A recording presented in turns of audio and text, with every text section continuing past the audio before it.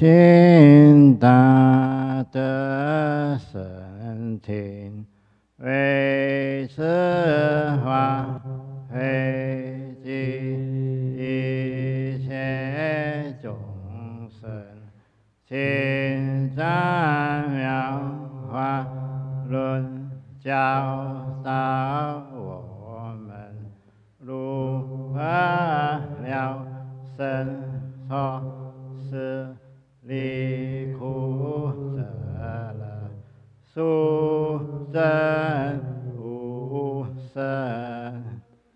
With the Sangha, we give virtue out of compassion. For the sake of this assembly and all living beings, please turn the wonderful Dharma wheel to teach us how to live suffering and attain bliss and end burden death, and quickly realize non-birth. Namo tassa bhagavato arahato samma sambuddhassa. To arahato samma sambuddhassa. Homage to the blessed, noble, and perfectly enlightened one. Homage to the blessed, noble, and perfectly enlightened one. Namo Sadanto Sujedoye Alahadi Samyao Sambuddhoje. Sadanto Sujedoye Alahadi Samyao Sambuddhoje. Together.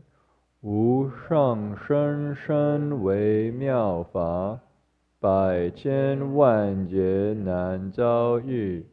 我今见闻得受持，愿解如来真实义。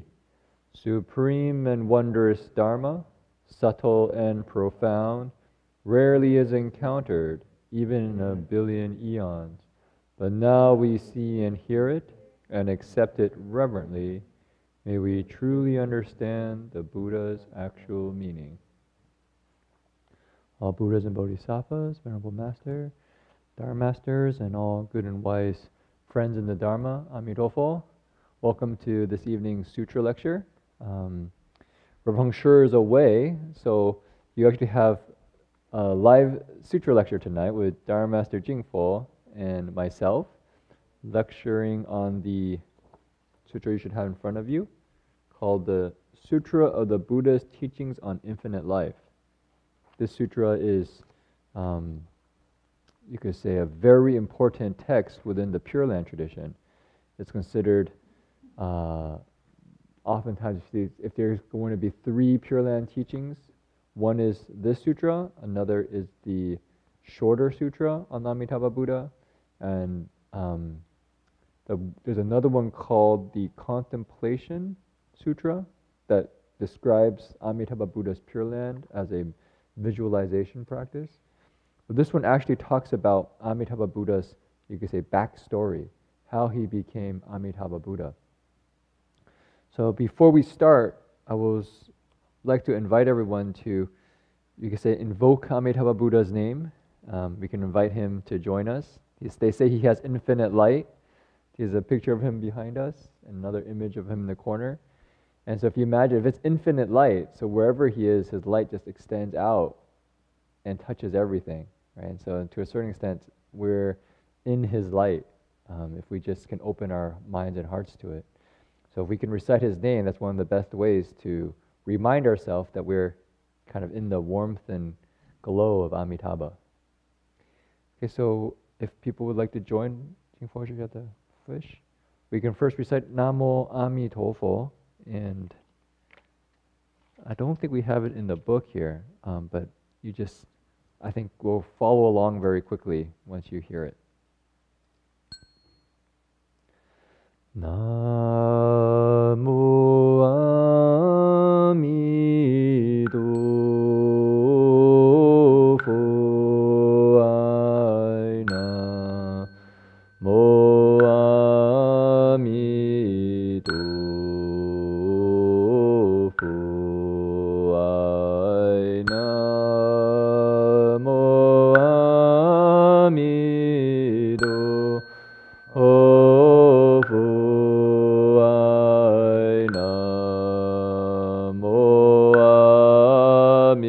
弥陀，哦佛爱南无阿弥陀，哦佛爱南无阿弥陀，哦佛爱南无阿弥陀，哦佛爱南无阿弥陀，哦佛爱南无阿弥陀，哦佛爱南无阿弥陀，哦佛阿弥陀佛，阿弥陀佛，阿弥陀佛，阿弥陀佛，阿弥陀佛，阿弥陀佛，阿弥陀佛，阿弥陀佛，阿弥陀佛，阿弥陀佛。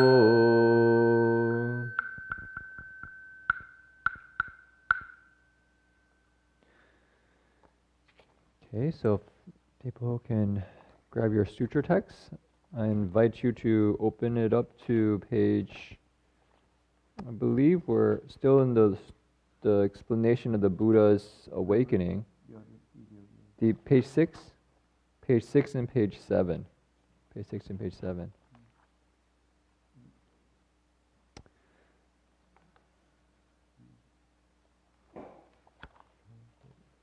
Okay, so we're going to begin tonight on the second paragraph in the Chinese. 现无着差. And in English we'll have, in order to accord with living beings, they each come, ooh, that's not a good typo. They each come to this world of the five turbidities. They each come to the world of the five turbidities with the appearance of having defilements. So that's where we are. Second, kind of the second main section or third paragraph on page 7. So you want to explain a little bit, or do you want to just jump in?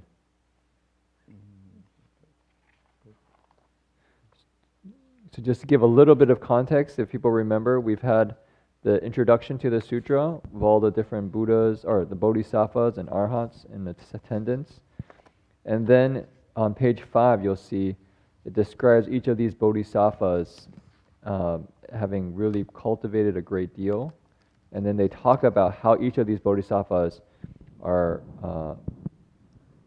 you can say, manifesting or showing how they can become a Buddha. So we're going through the process of what the process is for becoming a Buddha. So we're on the section where right after the Buddha renounces the world, renounces the palace. Okay? 好，我们请大家合掌，我们先念中文，然后再念英文。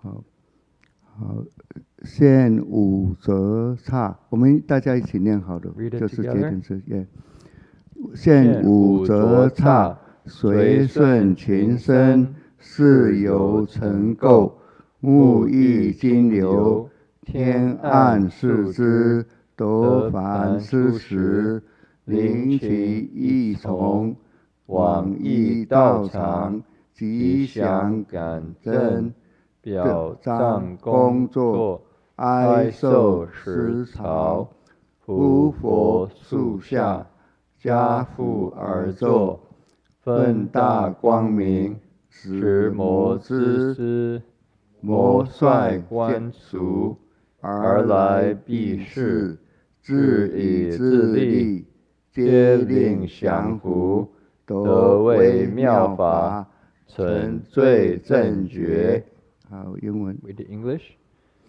In order to accord with living beings, they each come to this world of the five turbidities. With the appearance of having defilements, they each bathe in the Naranjana river, and a deva lowers a tree branch to help them climb out of the river. Celestial birds follow them to the palace of awakening.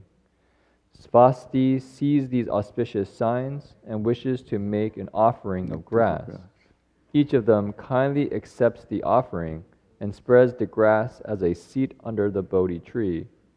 They then sit in full lotus and radiate a boundless light that startles Mara, the king of the demons. In response, Mara attacks them with his demonic hordes. However, the demons are all defeated by the power of their wisdom. They then realize the wondrous, subtle Dharma and accomplish the ultimate right awakening.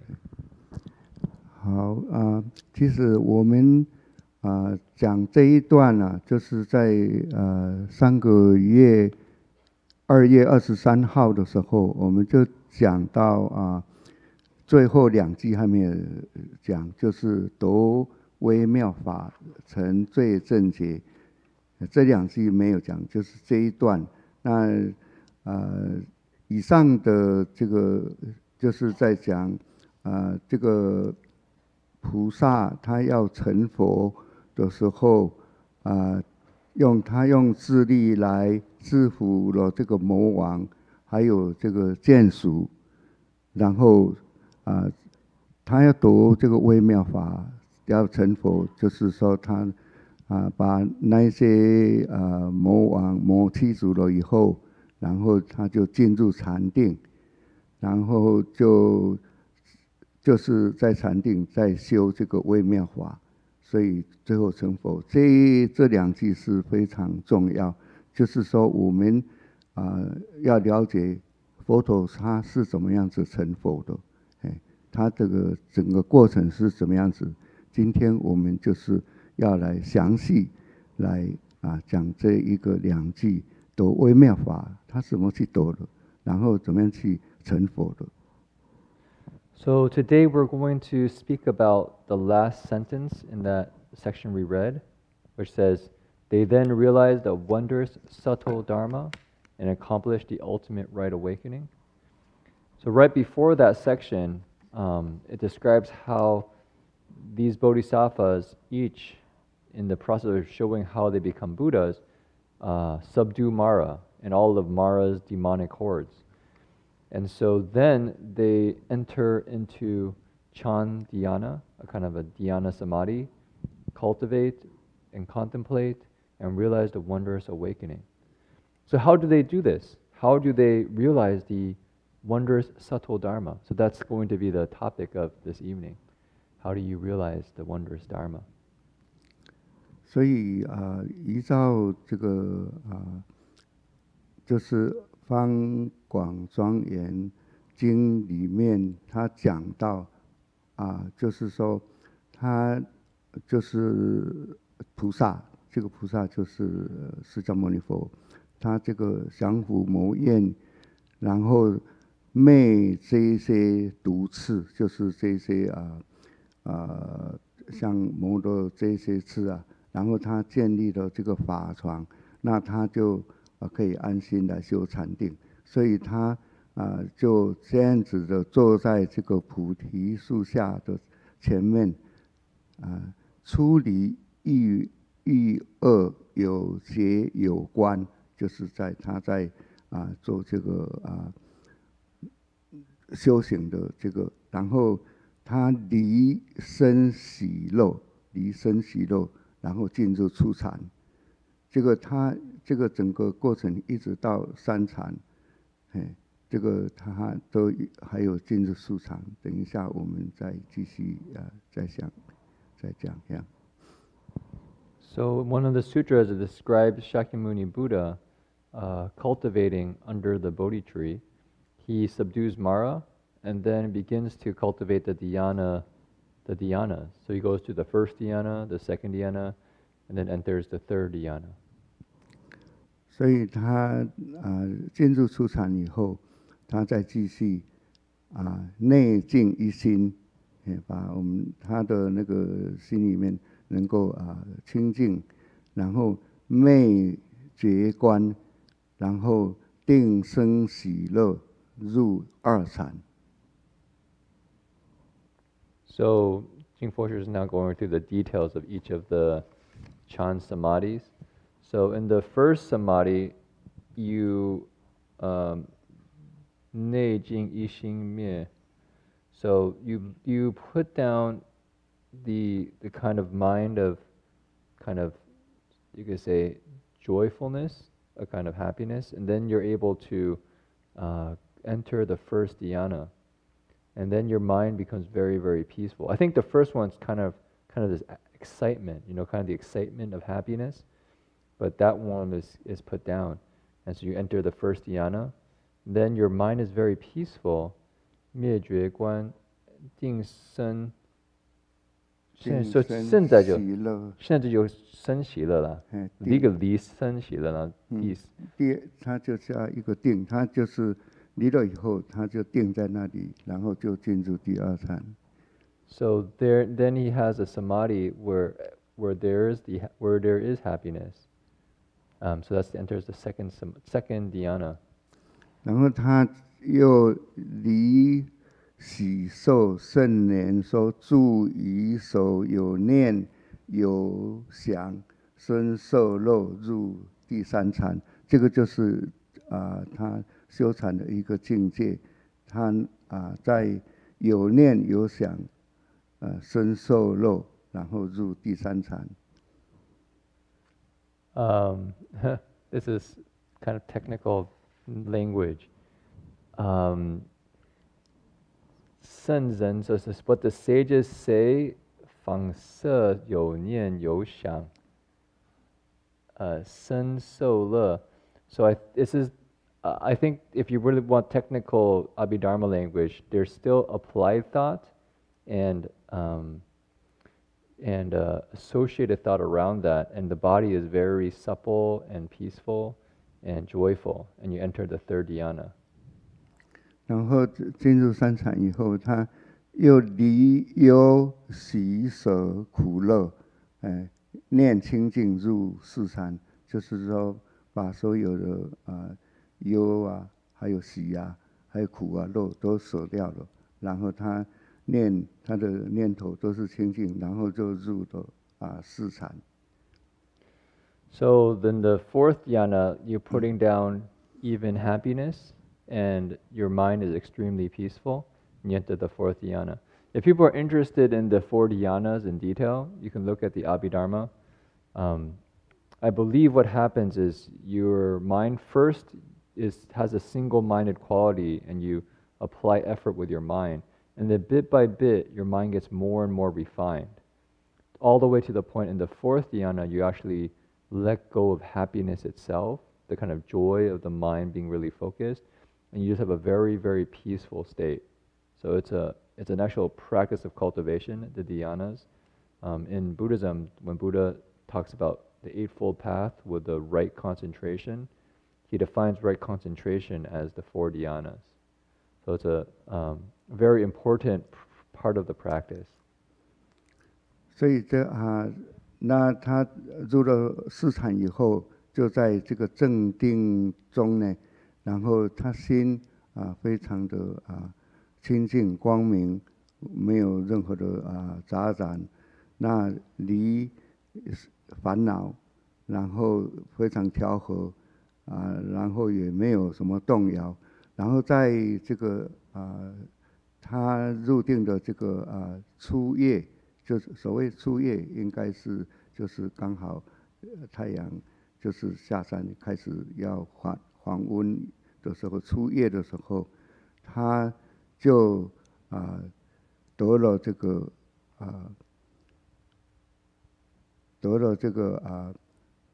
得名受一心，然后他那时候就获了这个天眼通，他那个时候在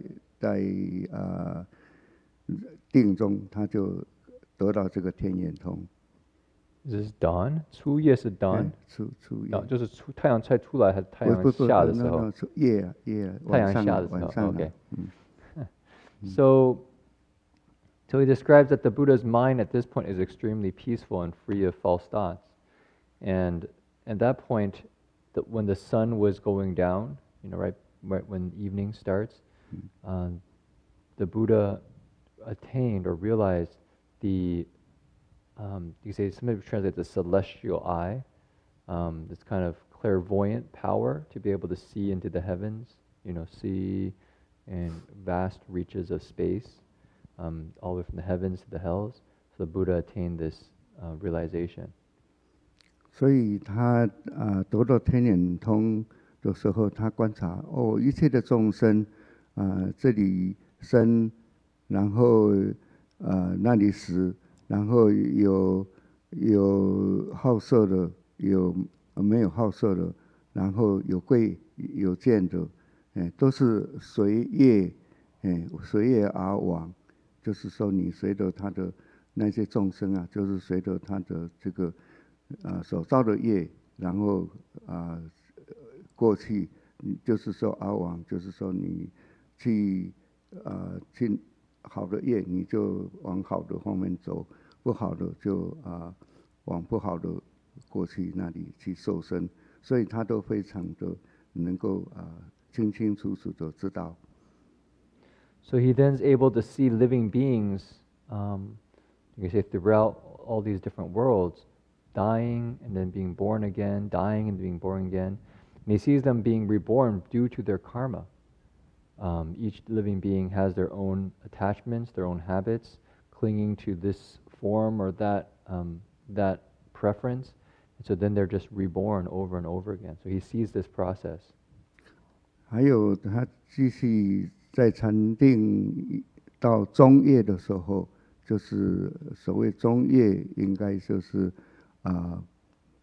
快要到这个午夜的时候，然后他受持一心，他就意念得到这个意念过去的宿命通，所以他得了天眼通，现在又得了宿命通。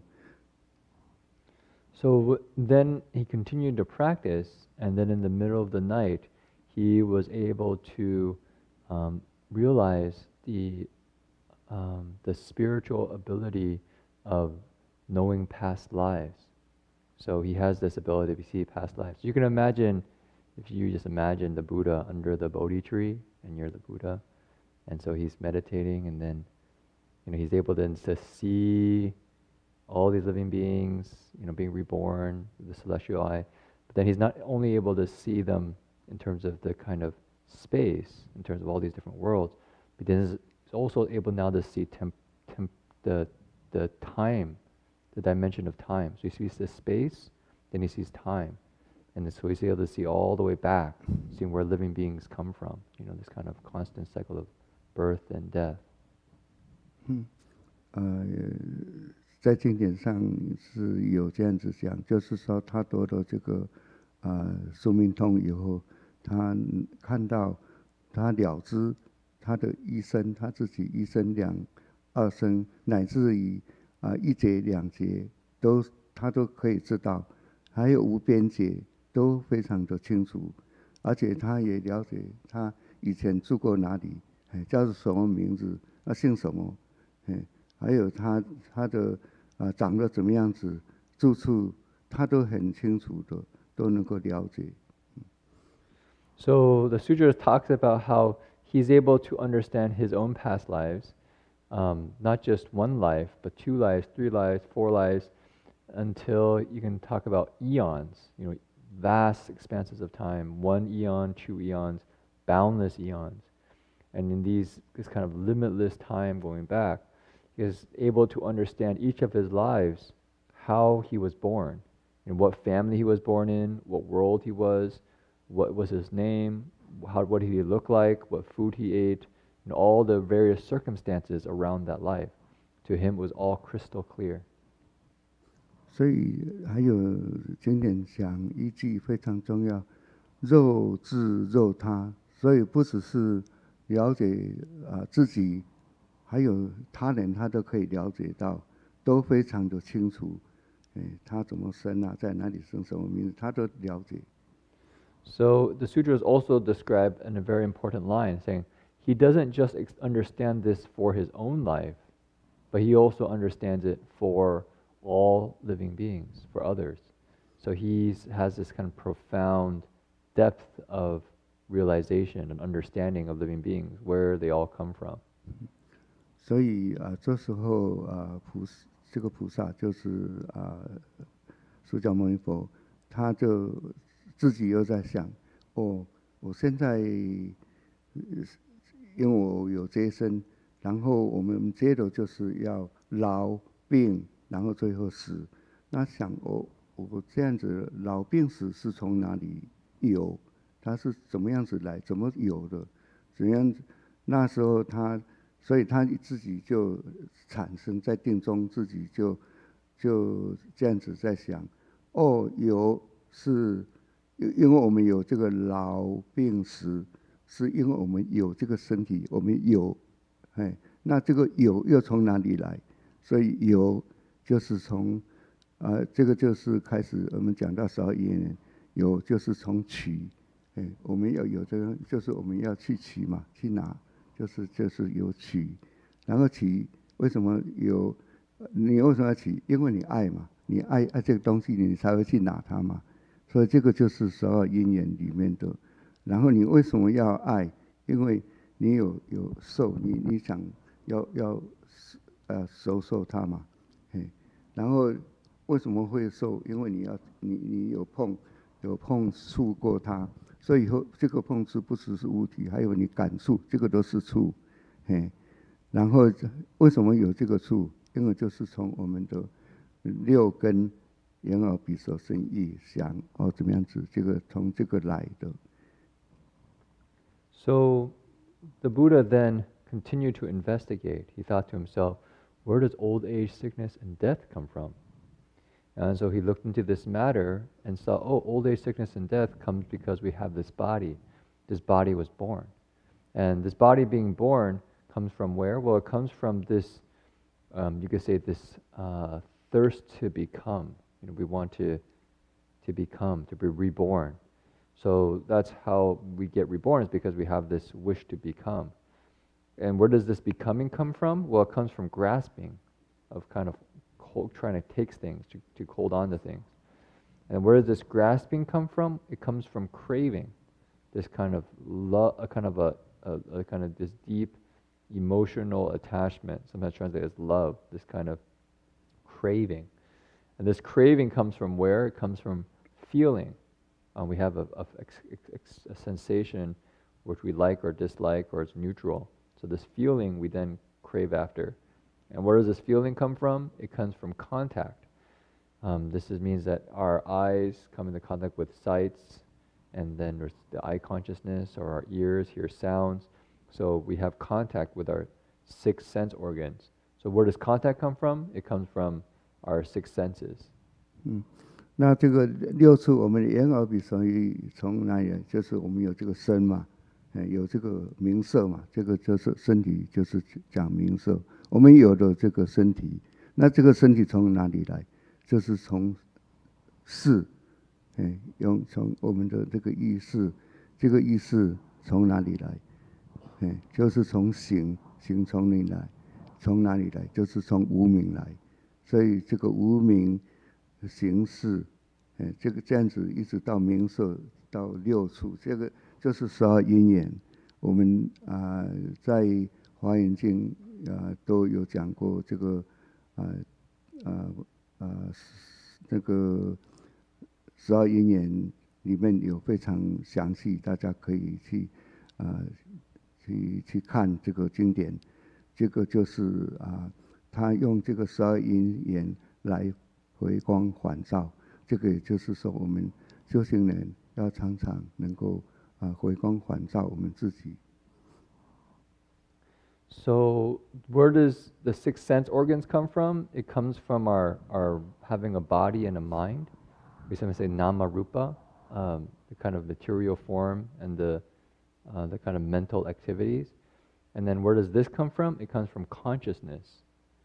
And then where does that come from? It comes from activity. And this activity, this kind of subtle activities, comes from ignorance. And so this is actually the 12 links of dependent origination. If people remember, we went over this in the Avatamsaka Sutra. I don't know if we're going to test you on them, see if you remember all 12. This is basic Buddhist catechism, you could say. Although we don't really have catechism in Buddhism, but it's actually very important teachings because this is how the Buddha actually woke up and actually how he describes everything that we experience in this conditioned realm happens within this process. It's a very deep pattern of how things work. And even sages who go out into the forest, they call Pracheka Buddhas, they don't even, you could say, study the Buddha's teachings, but they can go out into the forest and just meditate and observe, and they understand also these 12 conditioned links and can wake up. So these patterns are not exclusive to Buddhism, but they're the kind of the deeper patterns of what's going on. And by understanding them very deeply and seeing it very clearly, then one can break free of this cycle. 你还要讲十二因缘，还要讲一点点。后面还有讲一点。十二因缘 ，OK， 你还是讲十二因缘 ，OK。然后这个佛陀他用这样子一个反思法，然后就是说后面就是要什么样子来破这个12因缘，他先讲这个因和无，用什么原因来给这个老死没有，就是老死病没有什么用什么原因呢？就是说你要灭嘛，要把它灭掉，就是说能够把这个老死，把老跟死啊，就是把它灭掉。所以这个12因缘里面，你只要任何一环，你能够把它破灭掉，把它灭掉任何一环，那这一环就全部就没有了，就已经滴滴答答，就是好像你念书断了一节一样，全部都掉了。所以这个是很重要的。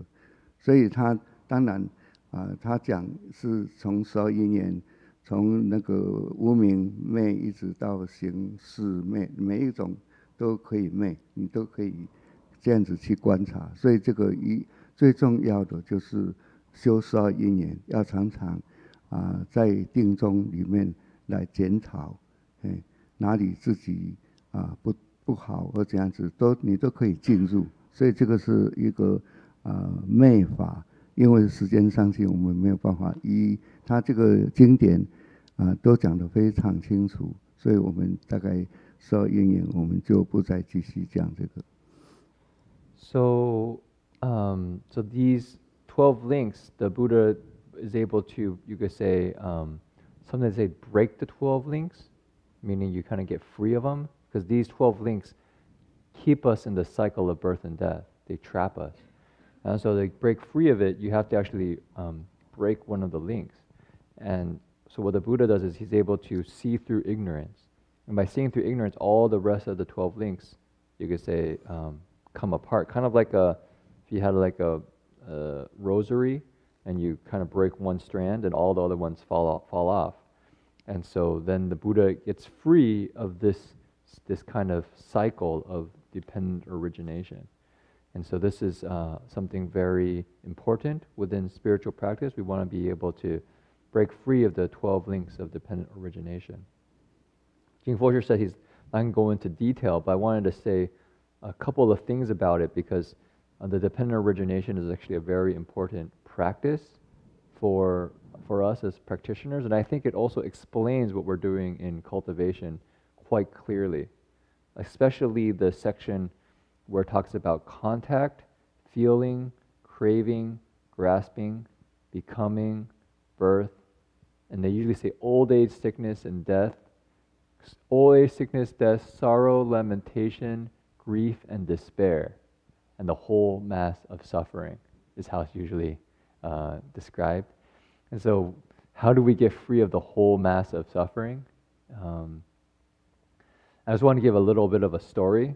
Since I was just on a trip to New Mexico, and on the plane ride to there, I saw what movies were on, and one movie was, I think, called Beautiful Boy. It stood out to me because I remember seeing that book on something, and it talks about kind of drug addictions. And so this story was about a young man and his father's relationship, and their struggles around trying to deal with drugs. And it was, the very, you could say so the movie just describes his struggles, I think, being addicted on various drugs, meth, so on and so forth, and getting on the drugs, and then trying to break free of it, and then getting off the drugs, and then getting back on, and then his family. In terms of how it's portrayed in the movie, it seems to be a very kind of wholesome family environment. They're always like surfing, and they're having fun as a family, playing games and doing all these things. And so I was watching and just observing how the movie portrayed, how somebody struggles with addiction. And this is something I think, at the very end it said that actually the leading cause of death now is actually like drugs. I don't know if that's actually the case, but that was really striking to me, that little ending line in the movie. And I was like, wow, this issue in modern times is actually a real issue, that people are trying to escape life through the use of drugs and in various forms. And in the couple places in the movie, I think was quite striking. I remember one part, he talks about feeling why he ends up using the drugs, because he feels very incomplete. Somehow he's not whole, and when he takes the drugs, somehow he feels like everything is fine. There's this kind of feeling of wholeness for a little bit of time, and then it just goes downhill again. And then the feeling of lack and incompleteness is even deeper, and it's just a cycle that just keeps going on and on and on. And so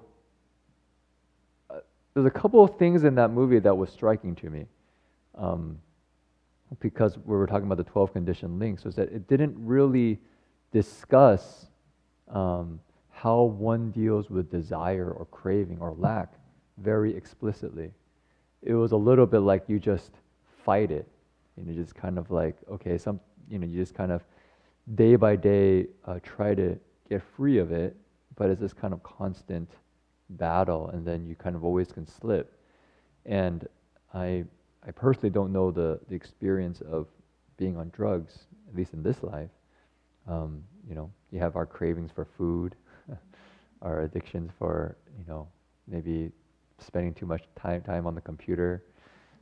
I don't know what would be the, well, that's actually one, you actually develop this addiction to the computer.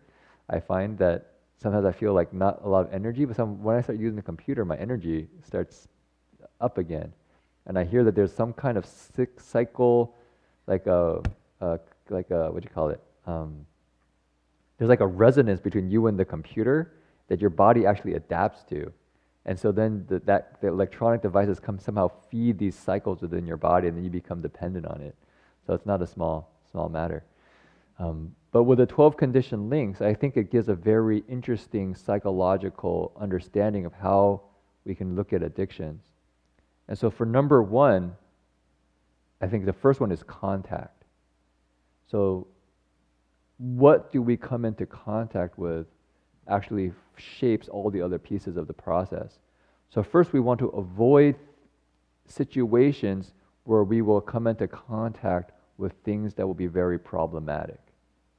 So for instance, if we have an addiction to certain kinds of food, well, one thing is maybe we generally try to avoid, let's say alcohol. So then you could avoid situations where you'd come into contact with alcohol, right? That's pretty straightforward. So that's like that's their first line of defense. The first line of defense is try to not get caught up in contact. Okay, now you're in the contact. Then there's a feeling. So if you actually don't stop yourself at the place of contact and you actually get to the place of feeling, then there's a like or a dislike. So if something we're attracted to, then there's actually a kind of liking for it. We want it.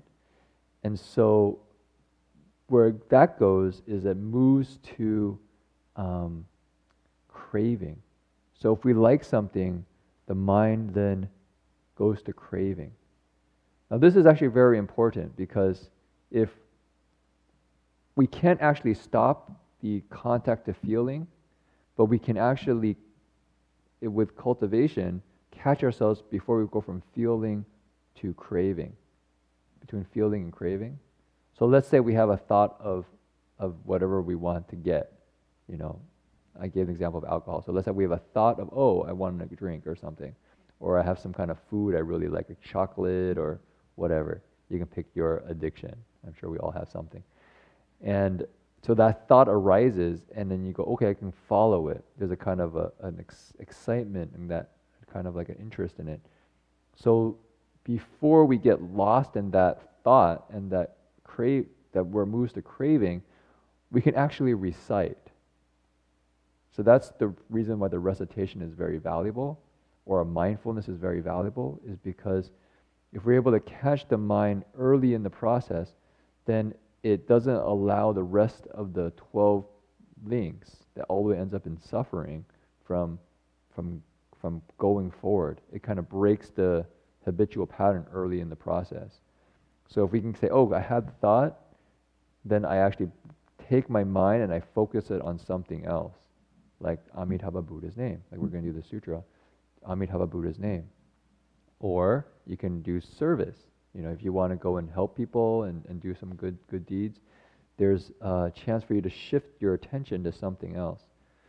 But if we don't catch it there and we go to craving, then there's still a chance that we don't go into grasping. We don't go and get it. You know, it's like, oh, I have a craving for it. It's really very difficult at this point, but then we'd actually have to we can still catch it by not going out and grasping it. And then when we grasp it, to then not identify with and hold on to it very, very tightly. But if we miss all those things, then what happens is then that addiction gets ingrained deeper in our psyche, and then we have old age, sickness, and death, and the whole cycle continues on. So when we're trying to work through our own addictions and difficulties and cravings, this 12 conditioned links, especially the last part of it, contact, feeling, craving, grasping, becoming, birth, old age, sickness, and death, this place is actually a very useful place for practice. When we're doing any of the Amitabha recitation, or we're doing meditation, this is how we can use this in a kind of a day-to-day practice. So I just wanted to bring that up, because I think it's not just a list that the Buddha used.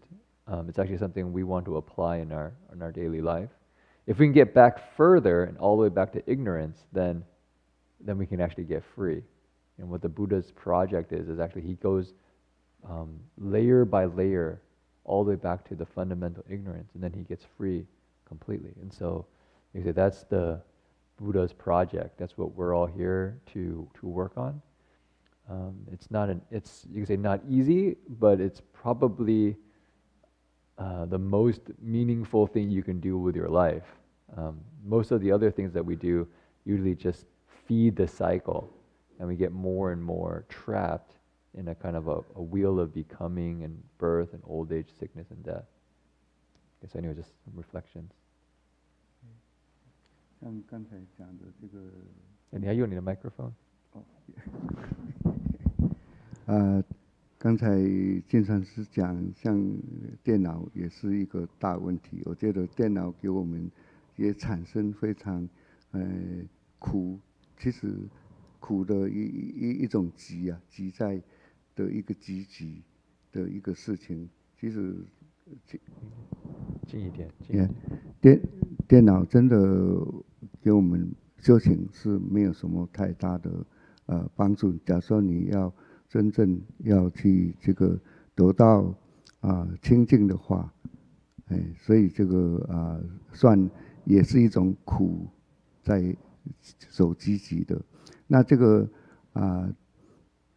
佛陀他也知道，像生老病死，刚才我们讲的电脑会产生给我们很多的意念啊，各方面我们没有办法去排除它。然后这个当然你要讲好处方便，那但是你真正去想，对我们的这个性是没有很大的帮助，因为我们就是要修行，要回归本性，回归我们自性。其实我们自性里面什么都有，不是外面所看到的，电脑所看到的有，是要我们自性本身里面的有，才是真正的清净，真正的一个我们所要修掉的路子。So, talking about the computer, yeah, it ends up becoming a great source of suffering. Many of our modern day technical advances end up creating a much more difficult environment to practice in, to really have the mind become clear and pure. Ends up being that the computer and these electronic devices stimulate a lot of desire, and we become attached to them and dependent on them, unable to let go of them. And we're unable to return to our own, you could say, fundamental nature, our essential nature, which is pure and complete. You could say we lose track of that in all the various sensations and things in the world. And so, like we're talking about this feeling of incompleteness, this feeling of lack, the world often feeds that with all the various things that it puts out for us to grasp for, to crave after, to become dependent on. But in the spiritual practice, it's bit by bit learning that we're actually okay. That fundamentally, there's nothing that we have to seek outside. 所以这个佛陀他在修行苦集灭道，这个他就后面继续在讲，这个生老病死，这个是一个大苦，大苦就是要怎样子来灭它，所以他就慢慢，我们应该要这样子去想去生乃至灭，他就是要想出这个怎样子灭，我们应该要知道这个是苦，然后因为我们集就是所有一些生老病死的这些是一种集，像集有八苦啊、三苦、八苦，这些都是我们的苦，这些我们要想办法把它灭，所以就变成苦集道灭，就是想办法，想办法就是一种方法，就是一种道嘛。所以就是说，他就后面讲，我们应该知道怎样子把这个苦集道灭的方法，大家要去了解这个。So old age, sickness, and death, the Buddha said, is really a lot of suffering. It's very, very painful.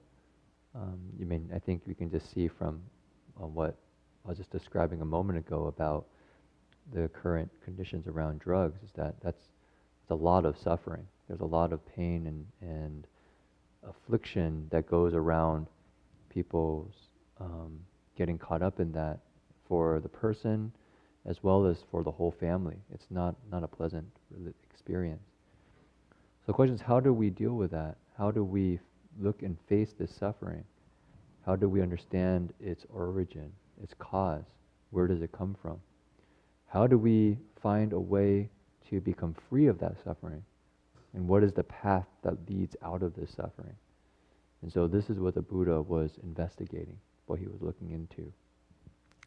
所以这个他也用苦集道灭方法应用在这个12因缘上面这个像无明灭然后就一直灭到最后就是没有这个老死没有，所以这个就是一种方法。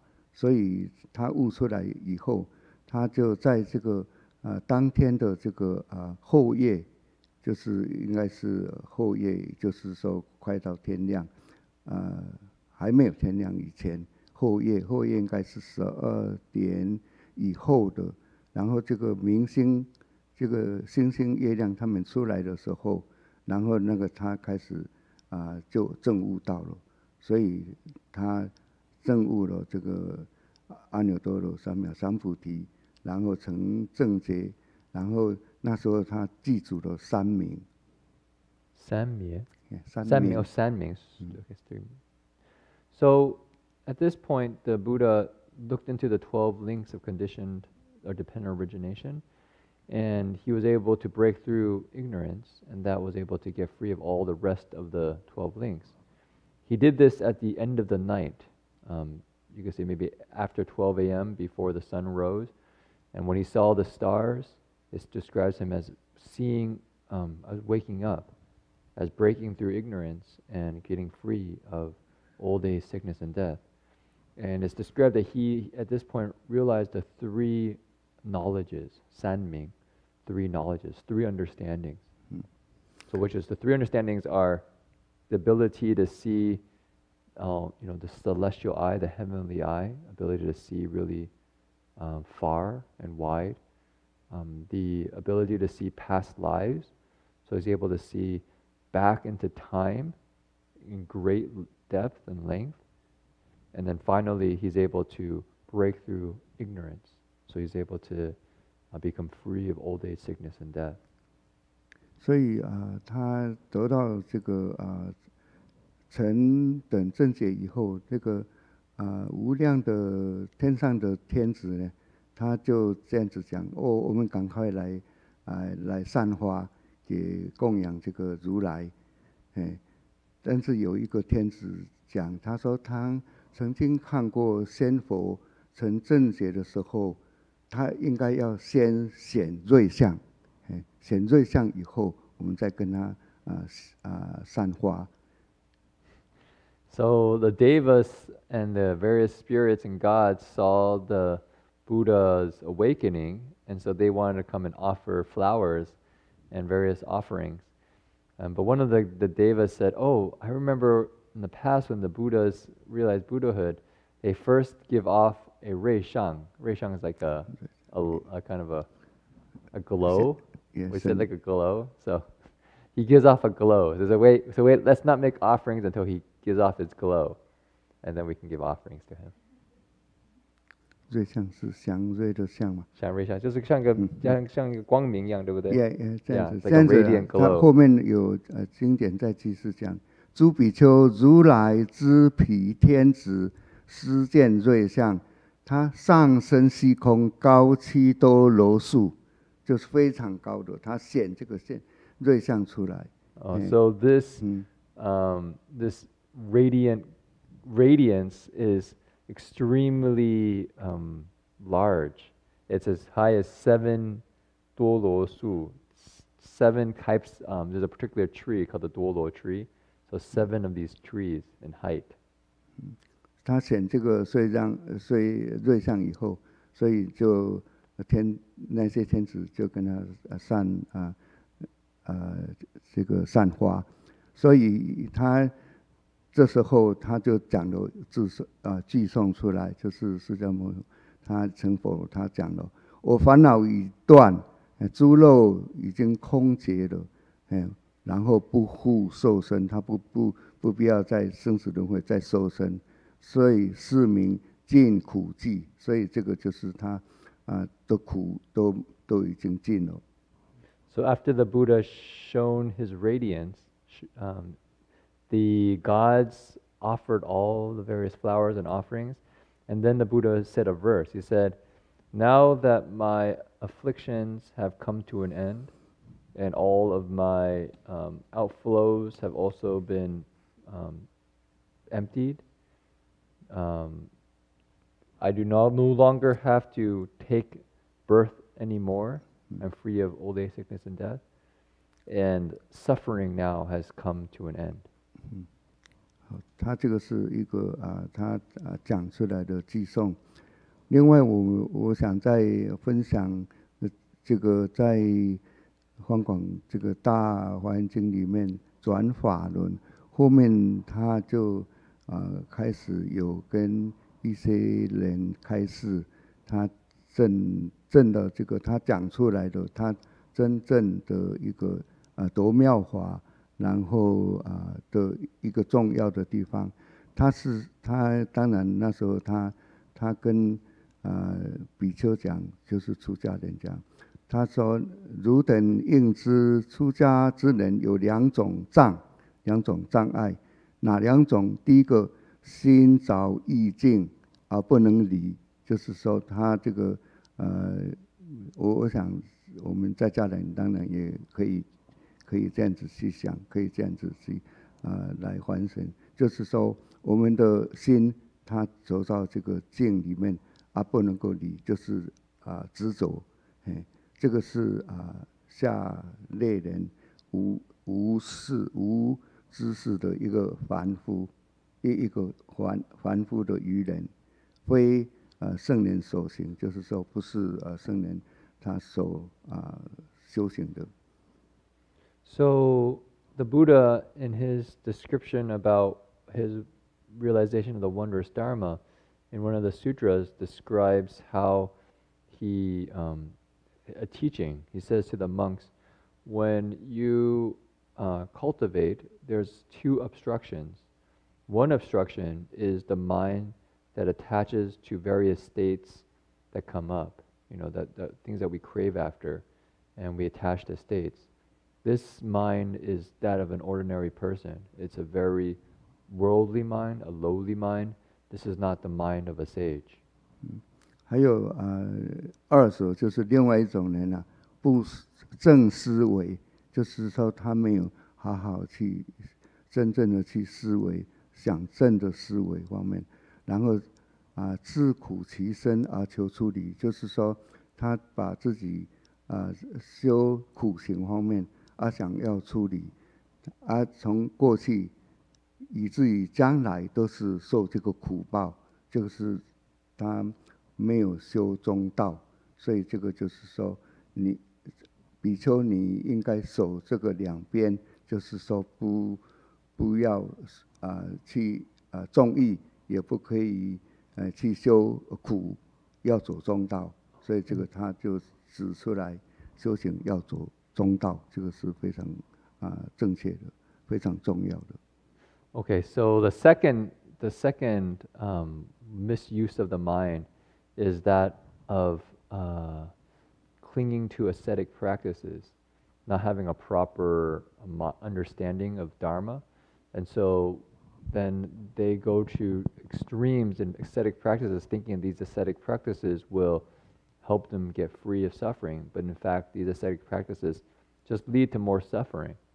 So these are the two extremes. One, seeking after, you could say, sensual states, luxury, pleasures. The other, seeking after asceticism. So both of these are improper. These don't lead you to freedom, but rather to more suffering. So what the Buddha teaches is the middle way, the path that doesn't go to either of those extremes.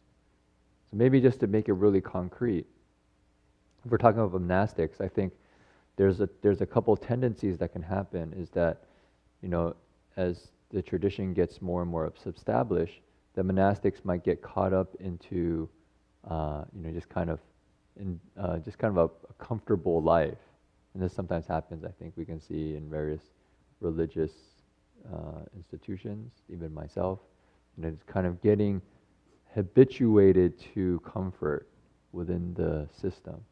So that there's no freedom there. There's just comfortable situation that traps you. Comfort actually isn't really that good in Buddhism. Comfort is a kind of a little bit of a trap. The mind that seeks after comfort, it's very seductive, because as you get comfortable, oh, that's very comfortable. Oh, it's very comfortable, and you get more and more comfortable. But that comfort is actually not leading you out of suffering. It just makes you more dependent on that comfort. So the comfort that the Buddhists actually want you to ultimately realize is a comfort that you're happy and content wherever you are, regardless of the environment. That's real comfort. It's not because I have, the proper temperature, I got good clothes on, everyone likes me, your comfort has like 30 different conditions, and any of those are not there, you're unhappy, right? That's not real comfort and ease. The second one is an asceticism, is kind of thinking that by somehow doing something in a very extreme way, then I can get awakened, maybe awakened faster than everyone else, or get some kind of special benefit because of my special effort. And this is actually pretty subtle. You can see it among monastics. Is oftentimes it appears as a kind of a special style people put on. Like they might have like a special dharma that they're doing. Like they give you this very special mantra, and then they wear very strange clothing, and then they tell you, I do this special practice, and so there's all these little special, and you got to be very careful of that as well, because that's not the way out of suffering. It's just kind of setting up the ego in a different way. One is seeking comfort, but the other one is seeking this kind of specialness, this kind of identity around some kind of practice. And that also doesn't lead out of suffering. That just leads more into a kind of being trapped in an identity. So what the Buddha taught was the middle way, and I think Jin-Fo will go into that in a little bit, that doesn't tend to either of those extremes. But that mind is very subtle, because there's one mind that wants to move towards comfort, and the one mind that when we're not moving towards comfort and we start to try to practice, we think that we're somehow special, or like that the pride kind of seeps in, like, oh, I'm not going after comfort, so I'm kind of special. And we get in kind of another mind. So those two you want to avoid. Okay, keep going. So that is a way out. So I think Jin-Fo can describe that way out. 好，这个还有一个很重要的，就是说他如应谛听，就是你要非常注意听，然后要修中道。什么是中道？正见、正思维、正语、正业、正命、正精进、正念、正定，如是八法，名为中道，就是八正道了。就是说，我们常常讲的八正道。至于细节，也是大家回去做功课。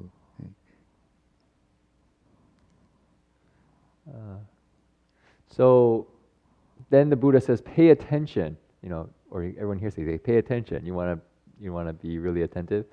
I'm going to explain to you the middle way. What is the middle way? The middle way consists of the Noble Eightfold Path.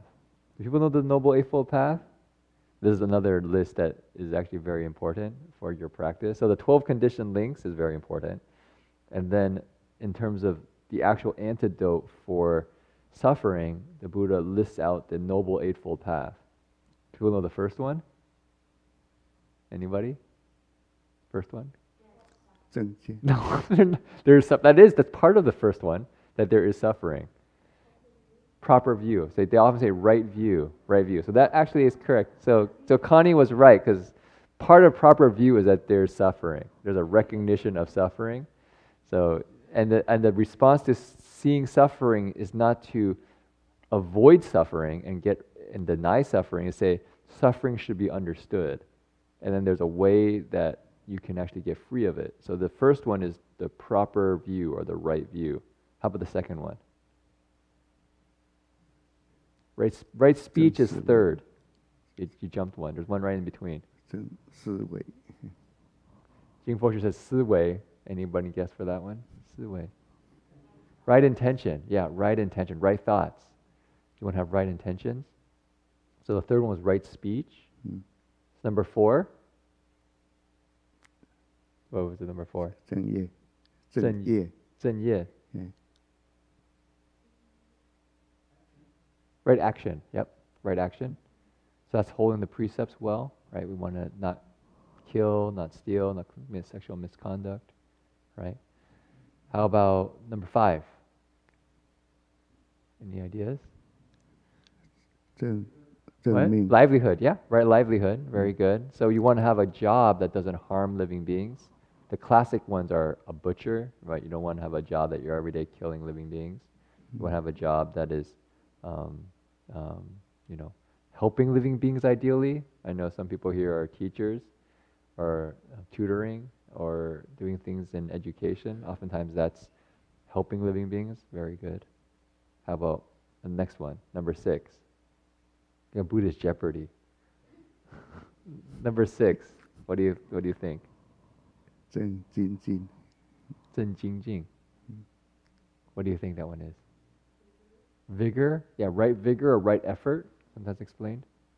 How about number 7?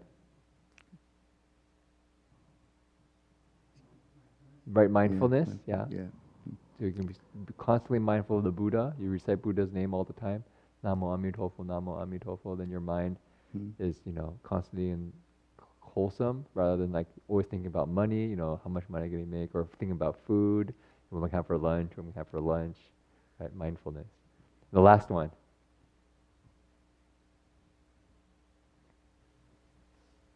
I think the men have got more today. Last one. Right concentration. Oh, I think we have a winner in the back. Right concentration. So number 8, which is actually defined as being able to enter into the dhyanas, the mind that's very still and peaceful, that's able to concentrate. There's actually a kind of a mnemonic device that I've used that's been very helpful. So if you think about the right view, right intention, right speech, and right action, the first letter of that list spells Visa, like the Visa card. So you remember the first 4 with Visa, so it's like a Visa. And then the next one is livelihood, effort, mindfulness, and concentration. So I couldn't think of a word for it. I said lemk. That's not anything. So it's live every moment carefully. So it's Visa and then live very carefully. So Visa, live every moment carefully. So that gives you all 8. And so this is essentially the Buddha's solution to our lives, the kind of antidote for suffering, that we follow the Noble Eightfold Path and it helps us bit by bit get free. So it's very important to investigate that if you have some time, because that's actually the Buddha's teachings. It goes all through all the sutras, all the texts from the Avatamsaka down to the Pali text, to the Lotus Sutra. The Eightfold Path is the Buddha's standard for the right Dharma.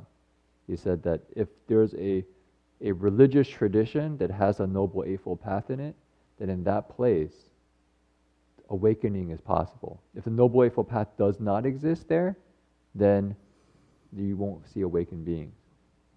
And if you want, the Noble Eightfold Path is essentially what we often say is precept, samadhi, and wisdom. The first 2, the view and intention, is usually associated with wisdom, right view, right intentionality. And then the Visa, right, speech, action, livelihood, and effort are all under precepts, living a wholesome, virtuous life. And the last 2, mindfulness and concentration, are under the samadhi, Jie Ding Hui, precept, samadhi, and wisdom. And so how the Noble Eightfold Path works is that you start off with a right view of understanding the nature of suffering intellectually, conceptually, but then as you apply the Noble Eightfold Path, day to day, moment to moment, then what I say is that actually gives rise to a transcendental wisdom, that you actually see that's the nature of reality, rather than just being a concept in the mind that you apply and understand things with. You actually see it for what it is, and so you no longer are you're no longer using your, you could say, it's not just an idea not just a theory for you anymore. It's something you actually see, and so then because you actually see it that way, you no longer cling to things. You're no longer attached to things. So then you no longer suffer. Because what happens is we think things are going to solve our problems, and we realize actually no, they don't. Like I mentioned before about the drugs, is that we somehow think, okay, maybe if I take this drug, I'll get free of suffering because it'll make my life somehow more pleasant in this moment.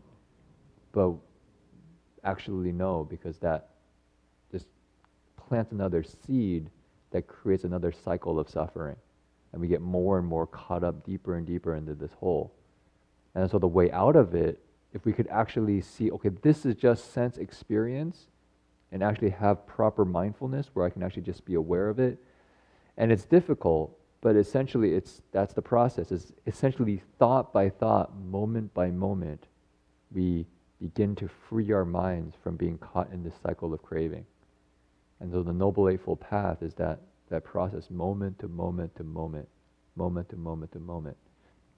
And I made it in a kind of a more difficult situation, which is, say, dealing with addictions and afflictions. But on the positive side, if we really say cultivate a heart of gratitude, or we, Jin-Fo is very good at reciting the Buddha's name, right? We're doing Amitabha Buddha's sutra, the sutra, that if you can actually recite Amitabha Buddha's name with this sense of joy, with this sense of gratitude, this kind of recognition of how kind and compassionate the Buddhas and Bodhisattvas are, how precious we have that we can recite the Buddha's name with our minds, that we can meet the Dharma, that we can cultivate ourselves and be of real service to other people. That can be a lot of joy in the heart.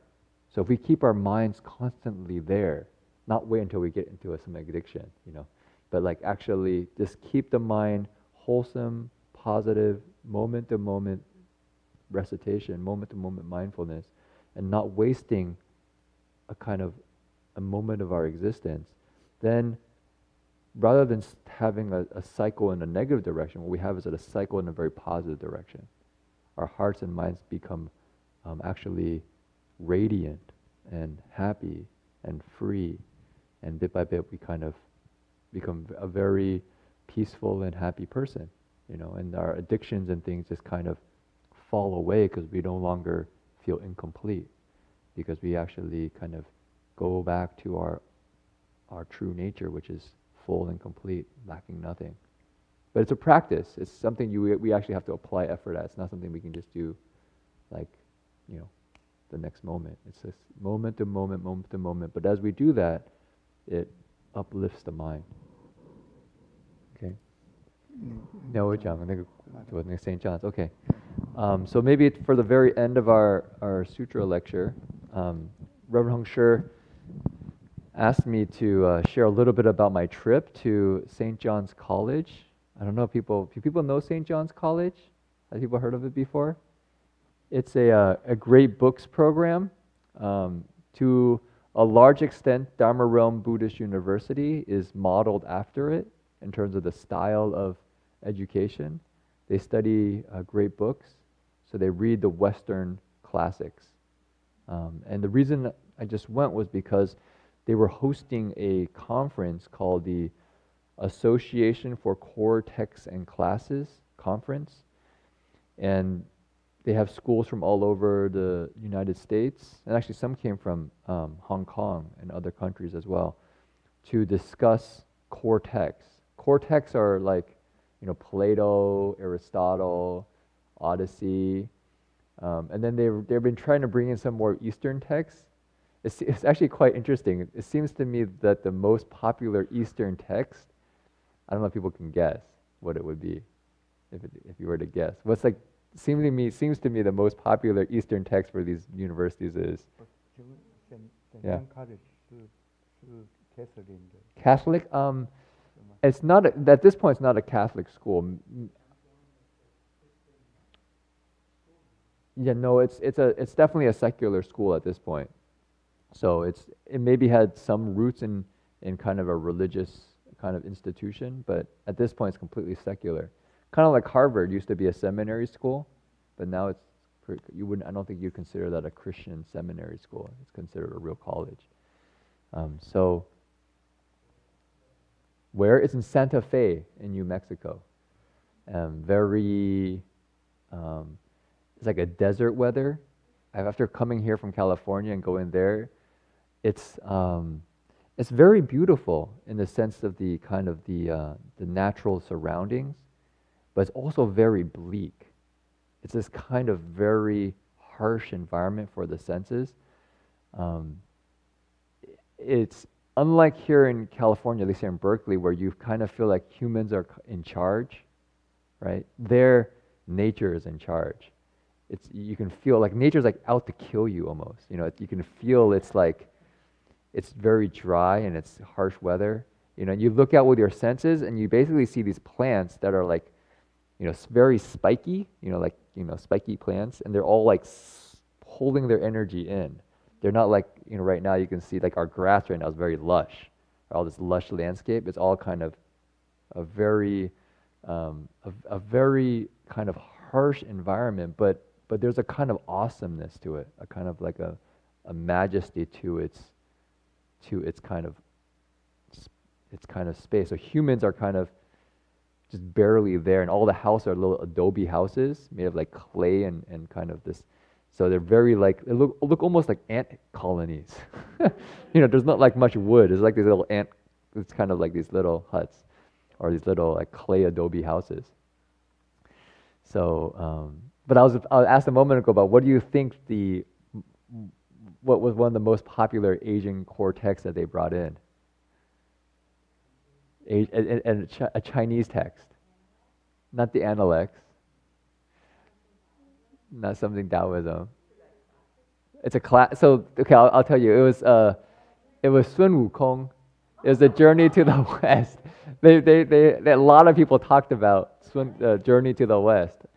I guess they feel it's a very influential Chinese text, and so many of them talked about it, you know. And so I thought it was quite interesting that they brought in this very popular novel and made that an important text that they were studying. But just to explain, when I went to St. John's, I was very impressed by their classroom. I went to their seminar class, and their style of teaching is that everyone sits around a table, and you have maybe like 15 students around a table. And they don't call them professors, they call them tutors. So these tutors are not there to like lecture, they're there to ask a question. And then the students read the text, you know, very diligently. I guess they put a lot of time. Like when I went, the class I went to was actually on Plato's Republic, which people, I remember reading this as a freshman in college and kind of not getting too much out of it. But I was actually quite inspired after the conversation, because it was actually a very interesting conversation. And so the professor asks, or the tutor asks a question, and then the students discuss it. And so when I happened to go, the tutor, so I'll just give you a kind of a flavor of it. The tutor asked a question about democracy. And so I don't know how many people have even like read maybe parts of Plato's Republic, a little bit back. So Plato is a very famous Western philosopher, sometimes seen as the kind of the father of kind of Western philosophy. I remember when I was in college, somebody made a comment that like Western civilization is a footnote to Plato, because so much of it comes from Plato. Plato, Socrates. But Socrates didn't leave any writing. And so what Plato writes is many dialogues with Socrates in it. So Plato's Republic is actually a conversation with Socrates. And somebody's asking Plato about, or Socrates about setting up a republic that would be just. And so anyways, in this conversation about this government, the Plato talks, or Socrates talks about democracy. And democracy isn't actually very high on the list of on governments. It's actually like third down, just right above tyranny. You get democracy. And so that was very striking. So he asked the class, how come is democracy and freedom aligned? Meaning, how does freedom connect with democracy? Because it seems like Plato is actually quite critical of the freedom that's in democracy. He's saying that we live in a democratic country, and we take freedom to be very important. So how does this work? Right? How does this work? And so the students started talking about it, and some students, gave their own reflections on freedom. Some students were thinking, well, maybe freedom isn't something that we all deserve, that maybe freedom is something that only can be granted to us. And then he got actually heavily criticized by everybody else. Like, how can you say that? Freedom is something we all have. And then another student said, oh, actually, maybe freedom has to be educated. You have to actually learn how to be free, because she was from Ethiopia, and she said recently some of her own country people actually got freedom, but then ended up killing lots of other people with that freedom. So she was saying that actually, kind of like a child who grows up in a very strict family, the first taste of freedom they get, they kind of go crazy because they never learn how to use their freedom properly. It's kind of like that. But what was really amazing to me was that actually Plato actually describes this process in great detail, and the you could say the potential problems with democracy. So I was going to just share a couple places because I thought it was wow. His critique on democracy is extremely modern and extremely apt for where we're at in our modern society. So maybe I won't read it in detail, but he says essentially, in a place where individual freedom becomes the main thing, the most important thing, what happens is that it's not really a true freedom. It's a freedom of your appetite, of your desires. It becomes a corrupted freedom. And he says, in this kind of democracy, in this kind of very kind of just valuing individual freedom, what happens is that shamelessness can become seen as courage. Wastefulness becomes like this magnificence. It's kind of like something that people are glorify. And he said, well, you can think, and he gets, well, I'm not against rock stars, but you can think about rock stars, rock stars, and that, they do things that are kind of on the edge, but they're seen to be like very heroic in doing them.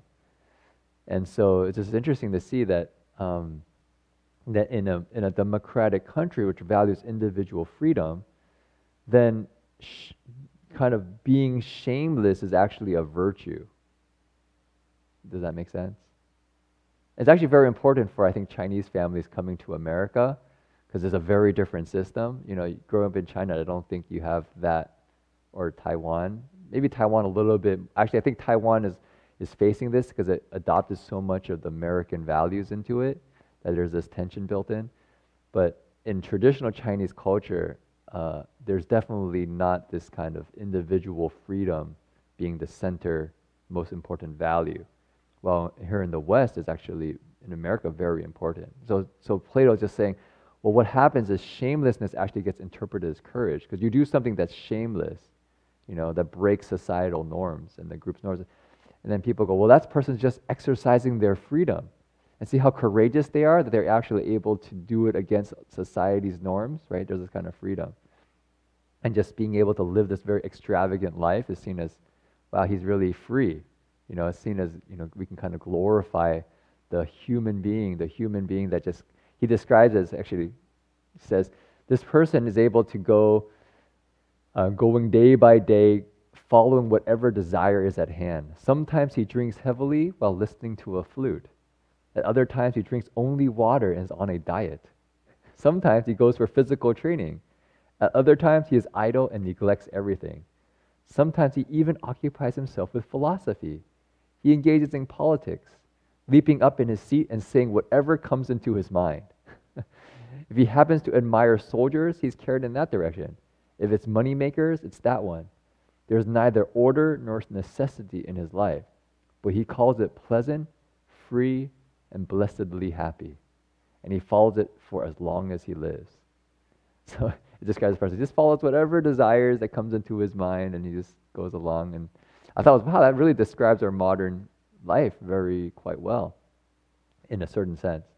And so Plato critiques it as actually being excessive in our desires, that it's actually not true freedom, because that freedom is just a freedom of desire, right? Which is actually an interesting Buddhist point as well.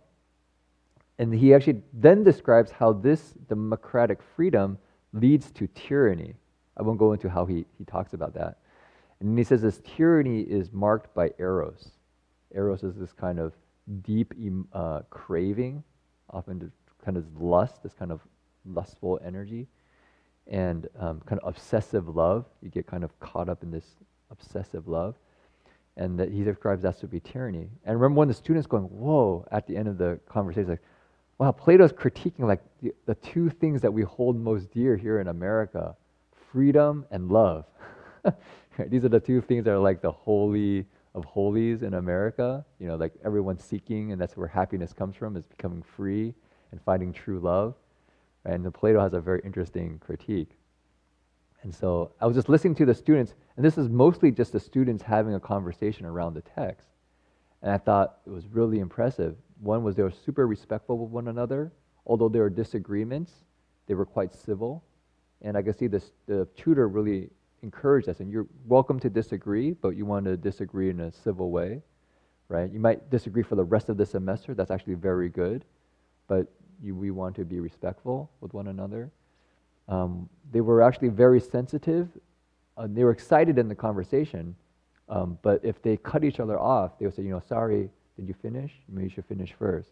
They said that probably at least in the 2-hour class, probably at least like 15 times. One student might say something and say, oh, sorry, please, you finish first. So in the back and forth of the conversation, I thought it was done in a very respectful way. They actually also addressed each other by their last names. So be like Mrs. Smith or something, or Miss Leong, yeah?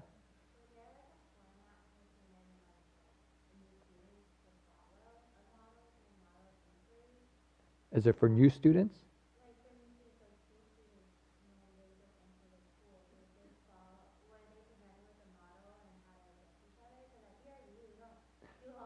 Yeah, well they do. Yeah, they have there's clearly a culture that's already been developed.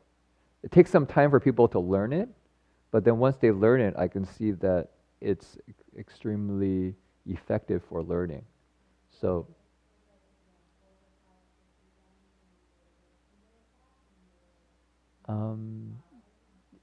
that I don't know, because I went in the middle of the semester or the second semester. My sense is that they probably orient students in this process, to say, how do you have a good conversation? So I thought what they were doing was essentially modeling what a good conversation dialogue is like. Opposed to oftentimes, I think what happens in sometimes academic discussions where it becomes kind of a debate between I'm right, you're wrong, and I have to prove my point, and then we kind of have a somewhat uncivil discussion. We sometimes see it in news media. I think if you look at the news or something, like debates or public forums, or if you look at the chat boxes of, things on YouTube, it often goes down to the lowest denominator of these kind of uncivil conversations. So I thought that was really impressive that they were able to do that. And DRBU, I think we're aspiring to that. We don't have the same level of skill, I think, and mastery of it, but it's something that we're working on. But they were also really curious, at least at the conference we went to, at DRBU, we actually have an additional element, which is the contemplative exercises, meaning that we want to take what we're learning in class, but also make it something that we can do in our lives. And it just so happened when I was reading that section, so I got really excited after read in the class, so I went back and read that section in the Plato, and right after that section, Plato actually gives a contemplative exercise, talking about before you go to bed, oftentimes our dreams are completely wild, and they do a lot of, we break the rules and all sorts of things, our desires get really out of hand. So he actually talks about how before you go to sleep, you actually want to calm down your mind, so that when you sleep, you have a very good sleep. You have to use your he has the 3-part soul. You have a rational soul, part of your soul has got an appetite, this kind of deep cravings and desires. And then you have a spirited part of your soul, which kind of gets angry sometimes. It gets really feisty and excited. So what you want to do is you want to develop your rational soul that's in very wholesome and good arguments or philosophies. And then you want to tame your appetite soul But you don't want to make it go hungry because then it gets really agitated.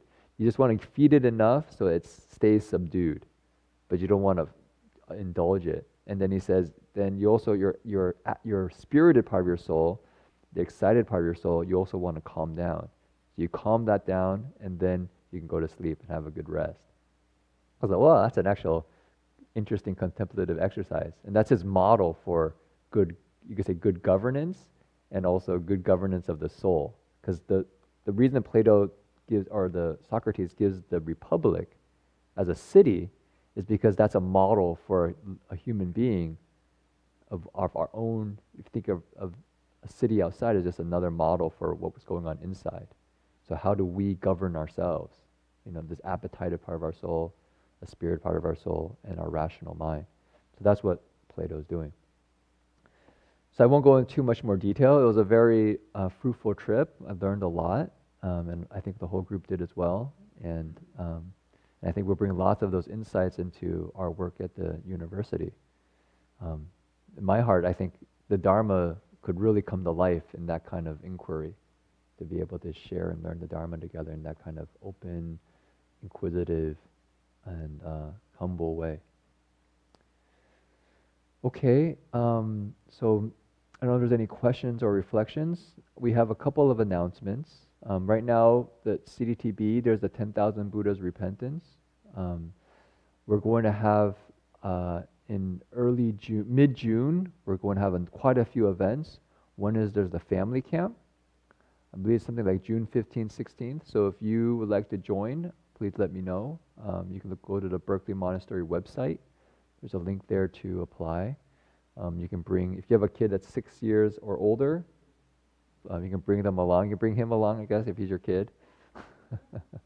We also have, following that, a Sudana Center retreat for 1 week at the end of June. The title of it is The Path to Freedom from Meaning. It's going to be on a Western philosopher and a Buddhist text. There's a kind of dialogue between East and West. Following that, we have a conference called the Global Buddhist Conference here at UC Berkeley. Reverend Hung Sure is a major speaker at it. Ajahn Brahm is also going to be coming for that. I think there's something like maybe 50 plus Buddhist groups that are participating. So it's probably one of the largest gathering of Buddhist groups in the area. So I would really recommend going, encourage people to go. And if you're interested, Berkeley Buddhist Monastery is one of the main sponsors. In fact, the organizers of it asked Reverend Hung Sure for a lot of advice. So even the theme of the conference, which is, I think, beyond mindfulness or after mindfulness, comes from Reverend Hung Sure. So having BBM show up with strength is really good. And then, is there something happening in July? Oh, we have the Buddha-Roo Farm, and I think mid-July, followed by the Guanin session. So it's going to be a very full summer. Okay, anything else? Anything else? Okay, so that I think concludes our evening lecture. We can do our transference of merit, which is on the back of your sheet. So you can take the goodness that comes from being here, listening to, you could say, principles on how to live life, the kind of opportunity to be in this environment where there's, just a kind of a wholesome energy, and then send it to those who are suffering. I know I have, friends who are, maybe going through some mental difficulties, anxiety or fears or addictions, or you have family members who are sick, or just there's lots of, I think, suffering and anguish happening in America or the rest of the world. So you can send it wherever you want, that we are able to be here in a peaceful place, getting a chance to look into some ancient texts that have wisdom. It's not a small matter. Okay, so you can turn your sheet over and make your wish. May every living being, our minds as one,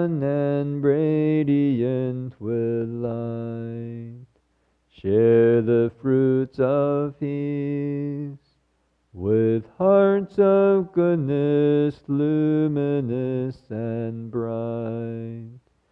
If people hear and see how hands and hearts can find in giving unity, may our minds awake to great compassion, wisdom, and to joy. May kindness find reward. May all who sorrow leave their grief and pain. May this boundless light break the darkness of their endless night. Because our hearts are one, this world of pain turns into paradise. May all become compassionate and wise. May all become compassionate and wise. So we can all stand and bow to the Buddhas.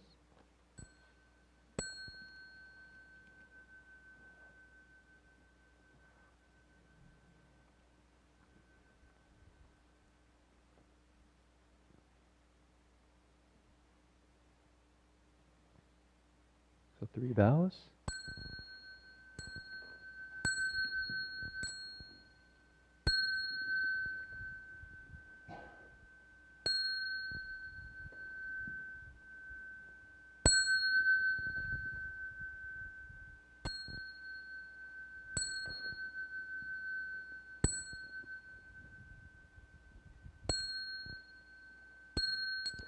Bow in respect to the Venerable Master.